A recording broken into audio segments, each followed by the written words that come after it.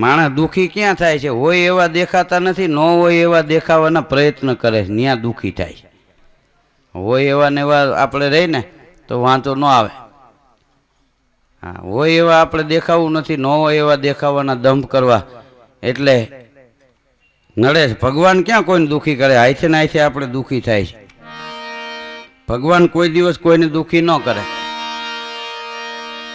બુદ્ધિથી ભગવાન મળે છે એ ખોટી વાત છે. બુદ્ધિથી ભગવાન મળતો હતો વકીલ બધા વૈકુંઠમાં હોત. ભગવાનને બુદ્ધિ હારે લેવા દેવા નથી, ભગવાનને શુદ્ધિ ગમે છે.